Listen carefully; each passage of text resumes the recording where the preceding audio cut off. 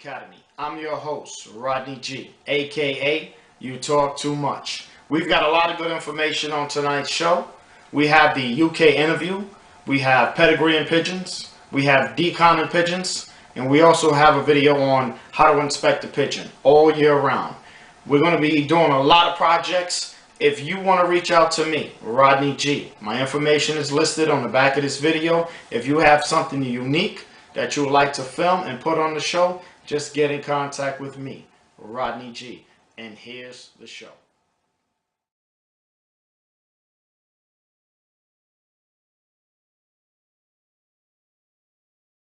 I'm not wasting my time, no, for fun. City lights I can see, yeah. I'm not wasting my time, no. You know what, Pigeon Fanciers Australia? I know Pigeon Fanciers Australia. These posts have been popping up. Pigeon Academy. From Pigeon Academy. There's a guy. He does similar things to what we're doing. But he's over the other side. All the way over in New York.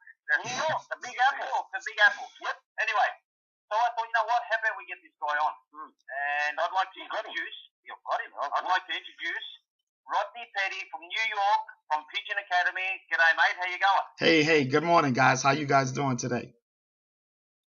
Not bad, mate. That's right. It's 2 o'clock in the morning there, isn't it? Yeah, in the morning. it's 2:41 in the morning, you know. My wife is probably saying I'm crazy. I'm talking all loud in the back room, you know. It's all for the love of the hobby. You should have got your wife in on it. We could have had a three-way chat. Won't be good for pigeons. No, she won't be talking about pigeons. That's it. Tell us a little bit about how you started this Pigeon Academy and, you know, what motivated you and stuff. Well, you know, I was filming the progress of my race season. You know, I came back into the sport after many years, and I was doing a lot of videos on what's called my 6-star loft. That's what the name of my loft is. My racing loft is the 6-star loft. And my best friend, John Lewis, who's my right-hand man, said, you need to do a podcast show, man. You really love the hobby. You like interacting with the other guys. And, you know, he told me to go research it out. And sure enough, I went and I did the research and I said, I could do this. This is something that I love to do. And I love to talk, you know. And a lot of the guys always telling me, oh, you talk too much, man. You talk too much. And it just gave me a free rein to just put the show together and speak as much as my mind on the pigeons as possible, you know. Exactly, yeah. Yeah. You know, that was the start. That was the start of it, you know. So how long have you been in the pigeon racing game? Well, I've been involved with pigeons since I was in 3rd grade. You know, I'm 50 now. So I've been involved with pigeons pretty much all my life, you know, off and on. Yeah. And let me tell you, the pigeon flying here in New York is very competitive. You know, they're big on the flight pigeon. They're big on the Tippler pigeon. You know, they're really pioneers in those 2 birds here, the flights and the Tippler pigeon here. They're big on those birds, you know. Now, in New York, most of your buildings are like apartments and high-rise buildings, aren't they? So how do the people keep the pigeons there? Well, you got to go through the city. You got to get your permits. You know, there's a lot of backyard coops now. You know, they got this new thing out now called the window coop. You know, and guys are very tenacious. You know, they go get their permits. They put the coops in the yard and they fly. I mean, they got 1,000 birds and more in some of these coops here in New York. You know, 1,000 birds. Really? Yes. Wow. Like in some of the movies that we see here from your country, sometimes you see pigeons on the top of the buildings. You know, they have a lot. Yeah. In some of the movies I've seen. Yeah, it's a lot. So, but I was wondering about, like, do people have a community loft up on top of the building, or do they have them on their balconies like they do in China? How do they do it? They have it all. They have on the balcony. They have them on the roof. They have them in the backyard. You know, I mean, you could see there's birds all over the place. You know, these guys really love the birds here. They love to fly the birds and compete against each other. You know, the racers are also here in New York, and there's a lot of things what we call stock banging, pigeon wars. You know, it's very competitive. Yeah, I saw a documentary on that. That was Yeah, yeah, I love it. Yeah, and oh, that's fantastic. Now, what bloodlines of birds do you carry, and where do you keep your pigeons? Well, I got mine here at my residence. I have birds from a good friend of mine named Bobby Waters. He's the president of the New Rochelle Club. I've got some birds from Ron DeSancer, who's pretty much gets his birds from Mike Gannis. You know, Mike Gannis is a very known name pretty much all over the world. And, you know, I got some of his bloodlines. Would Mike Gannis be the best flyer in the US? Mike Gannis is, I would say he's in the top 3. You also have Baldwin and Tilson. They did very well. You know, here in the States, they're big into one loft racing, you know. It's all about the one loft racing here in the States. Now, how many members do you have in your association or club over there in New York? In the club that I'm in, I'd say there's a good 15 active members. There's a good 15 active members. You know, guys, these guys, they don't play around. You know, they heavy on their training. You know, they do the club racing combine, and they also do one loft racing here. You know, they send their birds out to San Francisco Triple Crown, the Vegas Classic Snowbird race, the Connecticut. The World Trade Center is our favorite race and biggest race here in New York. The World Trade Center and the King Lou's race. You know. Okay. Now, how does the World Trade Center one work?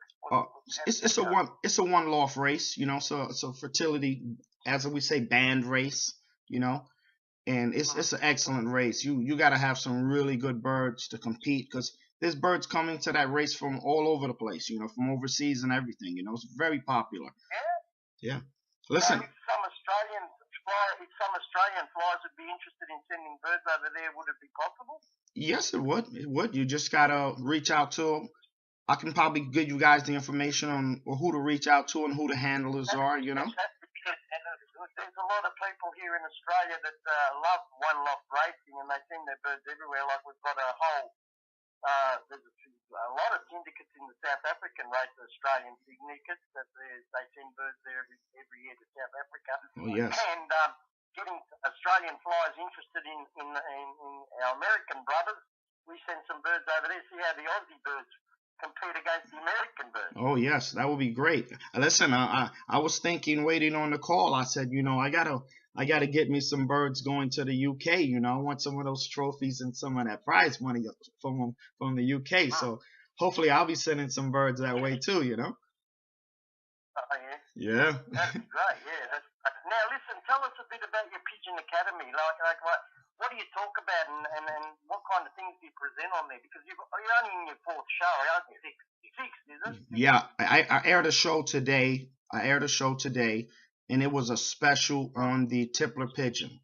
You know, I'm on Facebook, I'm on SoundCloud, I'm on YouTube as under the Pigeon Academy. I pretty much cover 4 categories, which is the races, the flying pigeon, the show pigeon, and the deep spinner pigeon. And I reach out to all the fanciers in those 4 different categories, and they have so much material and they have so much beautiful stories. It's always some fascinating material. Show number 6 today was about the Tippler pigeon, and my inbox and my emails, they were hitting me really hard today, and they really enjoyed that show. Yeah, well, fantastic.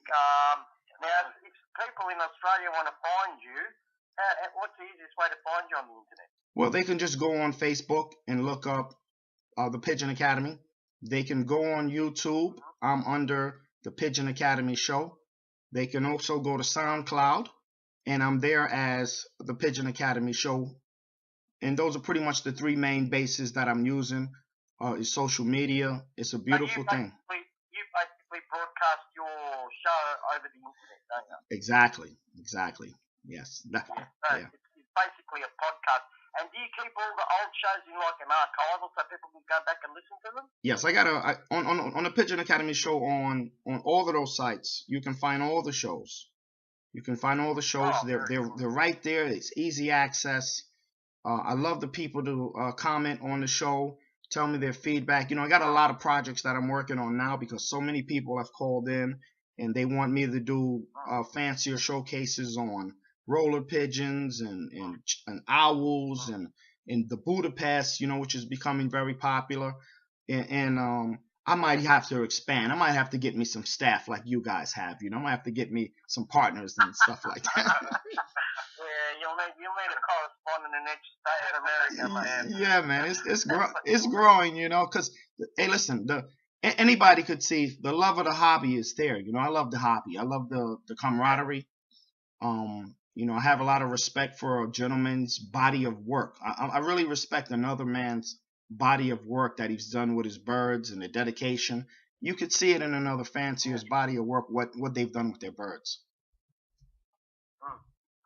Yeah, well, if you want to be a successful fancier, a successful racer, you've got to put a lot of work into them, don't you? Yes, these birds require a lot of attention. And one thing that I love that they do is when they show their affection back, I'll walk out into my breeding pen, and my birds will be flying up to me, like they're family. That's how I treat them, like they're family, because they're a beautiful specimen of they're very interesting creatures. They sure are. They sure are, mate. So, have you finished racing, or are you still racing? No, our season here pretty much finishes in the in November. Once November comes, we're at the last race. This was my first year racing, and I scored second place in one of our biggest race, which was 350 miles here, and I got a second place and people were very proud that we scored, being rookies. I'm gonna say we were rookies, and it was a nice moment. Oh, fantastic. Now, look, you said your wife reckons you're crazy sitting in the back room talking to us here in the morning. Does she show any interest in the birds? She loves the birds. She loves the birds, I mean, I try to get her to come and put feed in her hand and let the birds eat out of her hands. I'm working on getting those things because I want to capture that on video too. But she loves the birds. She sees the spirituality that it brings and the calm that it brings, even to my sons. She sees that and she admires that. Now, look, Rodney, I've got a bit of an idea. Could you do like a talkback sort of thing on your programs? Can people call into you and ask you questions and stuff? I'm working on that. I'm putting some technology together. I'm sure I'm going to have that in another week. When we get that together, I've got a bit of an idea that we do a joint show, right? Even if I have to record it and play it back later on my show, okay. Doesn't matter. But we do a sort of a joint show, and we have people from your part of the world ringing in, and people from our part of the world ringing in, and they can ask each other questions about pigeons. How good would that be? That sounds great. That's what we need to do to keep the sport going, get the young people involved, get some of those old fanciers, have them come out of retirement, and get them to come back into the sport, because it's a lot of. If you ever need any champion Australian pigeon flies and you want to interview them on your program in America, just drop Joe a line on Facebook and we can organise it for you. Yeah, that sounds good. That's what we're looking for. Yeah. If you go back on our Pigeon Academy page, we did some nice interviews with Josh Stahn sent us some nice material. Jop Cohorn from the Netherlands. I did a really nice Q&A interview with him. We're reaching out to some of the big boys in the game, and they see what we're doing, and they're giving us their time, which is great. No, that's fantastic, man. Anybody that does something to promote this sport, because I think that this kind of hobby is much better for kids, right, than running around on the street causing trouble or sitting on an iPad all day. Yes, I know this from the past. I used to fly the pigeons when I was young, and back then there was a wave of crime and drugs that came into the city, and I used to tell the young guys, listen, come up on the roof, and I used to provide lunch and music, and the guys used to come up and I used to teach them about the pigeons, and it kept them out of trouble for many years, So I always know that's one of the positive things that the pigeons did for me. It helped me keep some young guys off the street and keep them on the roof, No, that's fantastic.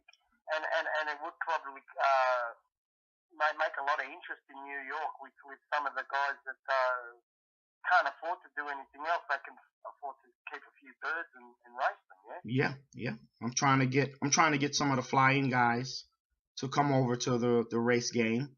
I always tell them, you want to step up your game and come over to the race game, because it's competitive. You know how the race game is. You guys race. It's a beautiful thing. The race game is a beautiful thing. It is incredible. You get such a big adrenaline rush once you see that bird coming out of nowhere. It's like, here it is. It's here. It's come. Yeah. They are quite amazing animals, aren't they? Really. They are. They're outstanding. They're outstanding creatures. All right, Rodney. Look, thanks for your time today. We've run out of time, and we'll have you on again. And don't hesitate to contact us when you need something, because we can help you out.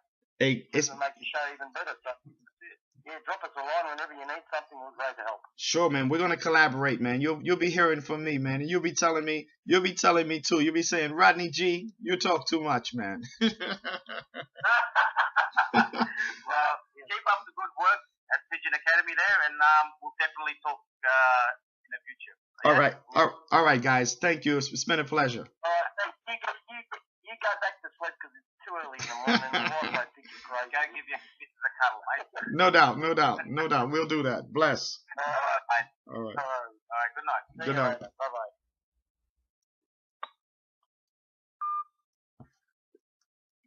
That was our interview that we did with the Australians, Joe and Ivan from UK Radio, Australia, 99.3.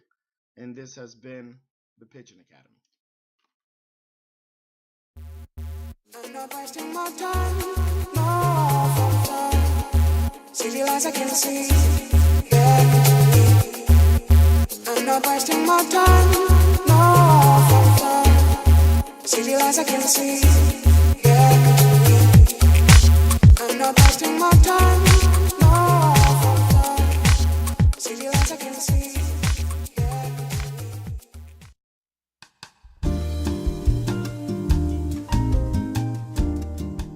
Hey, good morning. It's December the 8th, 2015. It's 7 a.m. in the morning, and it's pedigree time. It's time for us to complete our pedigrees, double check all the information. We are going through the loft. We got our pen and pad here this morning, and we're pretty much going through all of our pairs and the youngsters that they recently provided. Here's a cockbird, a blue grizzle, that we're recording this morning. This bird's name is Little King.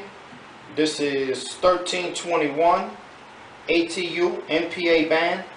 He's a 2014 bird, and he's made it up to my senorita. So we're recording his information today because he's got some offspring here, and we're going to put them down. This is one of the things that I say is a game changer, is that we're now pedigreeing our flying birds. If you're going to buy birds from the 6-star loft, you're going to know one thing, that you're getting a good strain of bird. This is the father of the Rubinite line, one of the fathers, and you're going to know one thing, that you're going to get a bird that hasn't been mixed with homers or spangles or dames, that you're going to be getting a full tiplet. That you're going to get a nice tiplet strain, okay? Because there's many strains. There's Bob strains, Gus's strains, Fred strains, Harry strains, and this is the Rubinite strain coming from the 6-star loft. Even when we sell you a bird, if we get to that point where we're selling birds, you're going to get a pedigree sheet, knowing this bird came from this bird, and those birds came from those birds. And that's what we're doing this morning here at the 6-star loft. This is a part of our video that we're doing for our educational site, our show, which is the Pigeon Academy. Nice blue grizzle. I've seen these birds. They're nice bars on the tail, nice belt, sharp young tiplets. Somebody bred this bird. This is an ATU MPA band, 2309. This is 2309, and this is a 2000, I believe this is a 2015 bird. Let me double check. This is an MPA, and this bird is 2014 bird.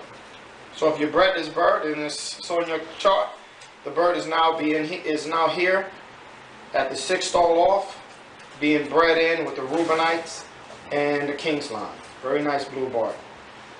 Excellent. Here we have the last adult bird. This is one of Reuben's birds. This is the last adult bird that we're doing. Nice blue grizzle. Nice blue grizzle cock. ATU 2454. He's one of the fathers of our Reubenite lines. Really nice young bird, 2015. Really nice bird. Strong young bird. This bird was in the pens all the time. He's one of our foundation cocks of our Reubenite line. And we're recording him this morning. He has 2 offspring that we're going to showcase in a couple of minutes in the other video. And this is what we're doing this morning. We're going through and confirming all of our bands and our strains. Well, here we have the Reubenite Tipplers. We are recording their information this morning, and we also put in our bands, our personal bands, which is they call it Bolton Blue. So we got 3 youngsters here. Their parents are blue bars and blue grizzles. All of them came out blue bar style, and we're just recording their information this morning. They're banded. You know, we're just going to put our personal band on them. You know, they're weaning right now. They eat and feed, and we're setting up there to do their pedigrees, because that's what we do here at the 6-star loft, and this is what we also encouraging other fanciers to do, which is pedigree your birds. You know, figure them out, go in your loft, and just take a day where you just go through your birds and record all their information. And that quick, we got 3 of our birds banded up. This one here is one of the babies from my señorita. So we got these birds here, and we just banding them up, recording their information, and we're going to put it down, so that way when somebody says, hey, you know, we would like some Tipplers from you, Rodney G, we can say, okay, we can tell you exactly which family they coming from. That way, if you purchase them and they perform well, you'll be like, yo, I want some more of those. And then you got to tell me what band numbers they are, and I'll say, okay, let me go back and figure out which ones they came from based on my records, and then breed you up some more. And they're coming out nice and healthy, you know, they're nice small birds. And this is what we're doing this morning on December the 8th. We're banding up making sure we band up all our birds, record their information, and get them up and get them out. They're a little spoke, but you know, they're youngsters, you know. Look at it, nice and pretty and healthy. Nice little healthy wing. And here's the completed project, which is the actual pedigree sheet of the birds that we bred, showcasing their parents, the father and mother, the cock and the hen. On the top is the cock bird, on the bottom is the hen, and then to your far left is the actual bird. We're going to be starting these pedigrees from this date, which is December the 8th. All of our birds will be pedigreed from the 6-star loft. And again, we encourage all fanciers, regardless of what breeds, or showbirds, fanciers, roller pigeons. You know, of course, the homer pigeons, they pretty much are a step ahead in this area.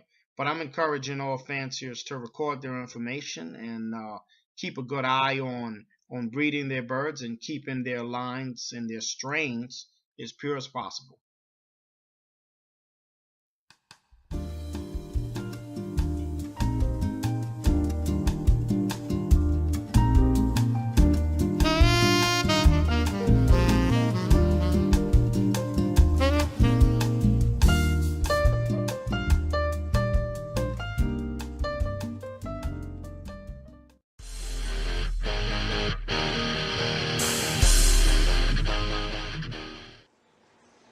welcome to the 6-Star Loft.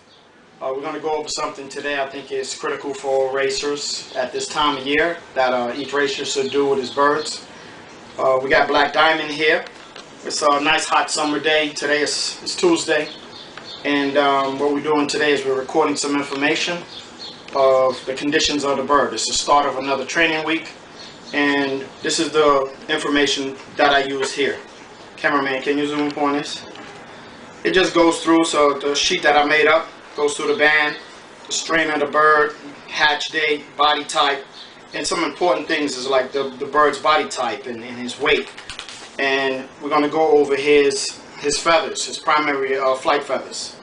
So we're going to go through the bird. This is Black Diamond, nice young cock out of our tarantula family. He's one of the leaders of our flock. And what we're going to do is we're just going to basically go through his primary flight feathers and see if he's lost any feathers. Because what's important is when the bird loses his primary feathers, you gotta take him off the training team. You gotta take him off. You gotta let him get those feathers in. We've been fortunate. We got a good start of the year. We bred early, and we got some birds to the races, and we got some birds for the team. And you can see he's pulling back. He's a very strong-winged young bird. So far, one of the notes that we would cover right now is all of his primary feathers are there. He has all his feathers. He hasn't dropped any. A lot of guys believe in pulling feathers, whether you like to pull the primary feathers or you're going in with the natural system. You know, it's all up to your choice. But I see here, you know, he's got all of his feathers. Then I check the mouth of the bird, see if they got any signs of infection. And he looks like he's got a nice clean mouth. Check his eyes to see if his eyes are nice and clear. Check his nose, his nostrils, you know, his waffle, and see if he has any defects. You know, he been flying last week. Bless you, cameraman. Thank you. We checked check his bone to see. You can tell he's a strong young bird. Check his pectoral, and we fed him this morning. He's still got some feed in him. So this bird right here, he's primed to stay on the team this week and continue to race. For an example, last year during young bird season, I caught a young homer from the Queens Pigeon Club, and the bird had 3 feathers that were growing. You know, what happened was the bird got lost on a race, and I ended up catching him. And I said to myself, why are they flying the bird like that? When you neglect your birds like that, you're going to get poor performance. I evaluate my birds every week during training season and race season.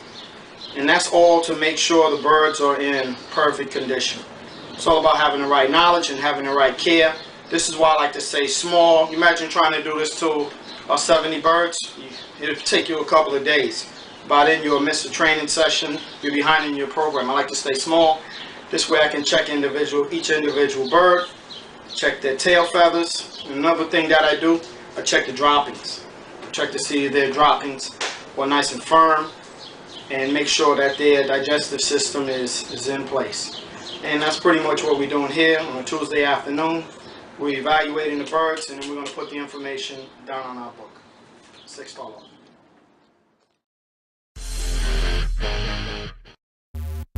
I'm not wasting my time, no. We're here doing the decon treatment of the 2 birds. We're going to just run through it real quick. What we got here is we got 2 birds that we're going to use in this demo to decon. And then we got our products here. This is our #1 friend here. This is a 5-gallon bucket that you can purchase from Home Depot. This is a loft manager's best friend. Now here's the sequence as we said in the introduction. We're going to dump the first bird into the water. This is all you want to do. After you purchase some birds, it doesn't matter, like we said before. It doesn't matter who the handler is. All you want to do is dunk the bird. We use an Ideal bath salt. We're going to show that product. But if you notice one thing that we have, cameraman, if you could zoom up, we got our gloves on. This is the #1 thing that you got to make sure you do. You have to protect yourself at all times, because when you're dealing with new birds, you don't know what you're getting. And be advised, when you first handle these birds and you start putting water on them, you might encounter some mites. You might encounter some bugs. So be aware of that. Do the bird's feet. Cameraman, you getting this? Dunk the bird in really good. It's not about getting the birds and then putting them in your coop and looking at them and seeing how pretty they are. You got to take them through the decon first. Do their head, do their face, make sure they clean. This is all about having a nice clean loft, clean birds, and of course the loft manager got to maintain his health too. Okay? See, he's struggling. You're going to encounter that. The bird's going to be looking all ugly after you deal with them, but it's all about getting the birds to be clean. Sometimes it's a rough treatment because some birds are just wilder than others. And you see this bird, he's taking it pretty rough, but this bird has been done. Okay? The product that we used on this, cameraman, if you could zoom up, we used Ideal Bath Salt. Now, we made the water as hot as possible. We're in cool weather environment, but we made the bath water as hot as possible. This is the first step to the decontamination. Now, here's the second step. It's simple. Let the birds dry off. Once the birds dry off, in this demo, we're going to act like this bird has dried off. And the product that we're using today, see feathers, we're going to be encountering feathers, is Country Vet Farm and Dairy CV80D. This is what we use. You can use whatever you get your hands on, as long as it has the chemicals to treat lice and mites. Make sure you're downwind. Cameraman, you're gonna come over here to make sure you're downwind. No, step back, cameraman. Step back. Just gonna make sure that you're downwind because we're getting ready to shoot chemicals in the air. And all you want to do is spray under the wing. Spray under the bird's wing. Don't spray the bird in his face. Spray up under his wing. Spray his behind.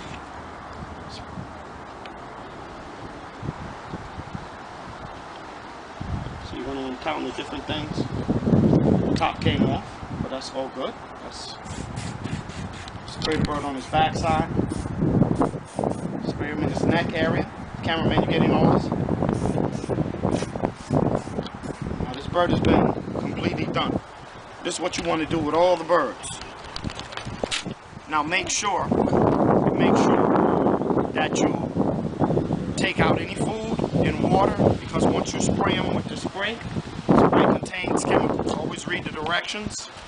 Spray contains some harmful chemicals, and you want to make sure you at least feed the birds before you deal with spraying the bird, so that way the bird has had a good meal, because you don't want these chemicals mixing with their food and their water. The bird can get very sick.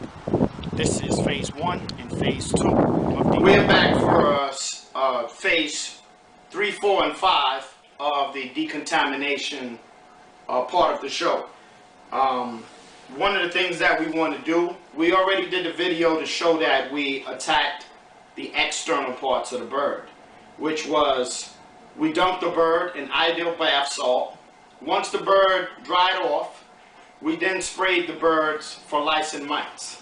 The third phase is this. Once the bird finished drying, now you got to remember, all these birds that you bring in, you want to run them through the same phase. You want to separate these birds from your other birds. You don't want to bring these birds and put them right into your coop.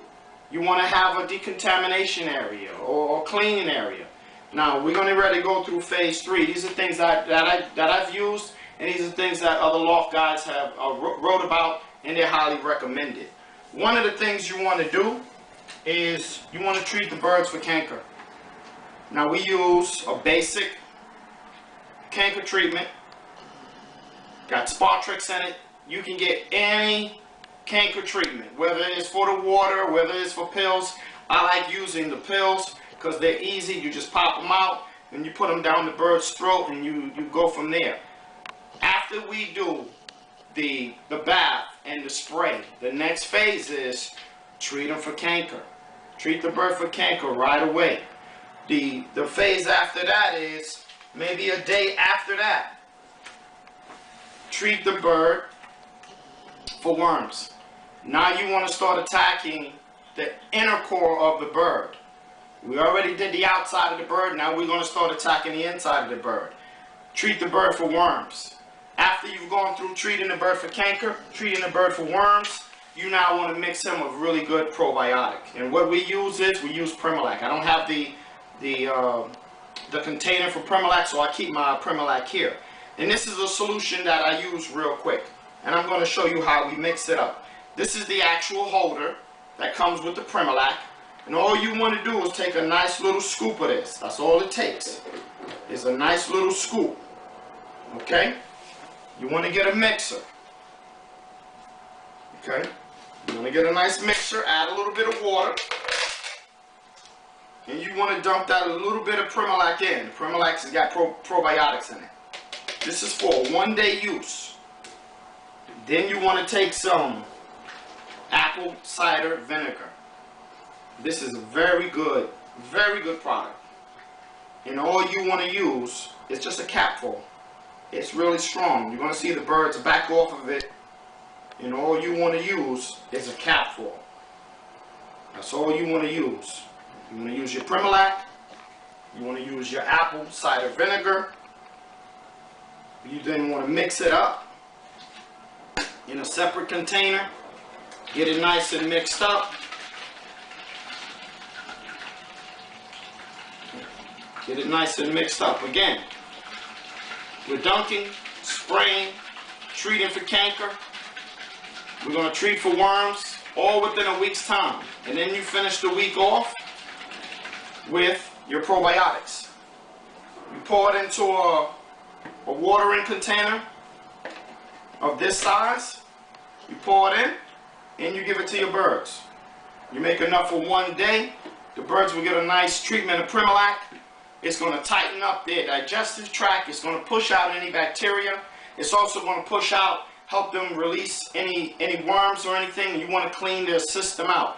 So by the end of the week, you want to have achieved, the birds are clean externally from lice and mites and whatever other parasites might come with the birds. Because I'm going to tell you, you're going to encounter bugs. You're going to encounter bugs as you get birds. And you're going to be surprised when you buy birds from different people. You're going to think the birds are going to be clean. It's not their fault, but bugs do travel. During the travel, bugs get on birds. So once you've achieved all of this, again, you want to dunk, spray, treat for canker, treat for worms, and then you want to get into their digestive tract. And the last one, I would always recommend that you shoot for PMV and then use a booster in another 45 days, and you go from there. Protect your birds at all time, and your birds will be healthy. It's the Pigeon Academy. I'm not wasting my time, no. Ladies and gentlemen, you've been watching the Pigeon Academy Show. We'd like to thank you for watching and supporting our show. And we'd like to close with our famous words: Pigeon Fanciers, live forever.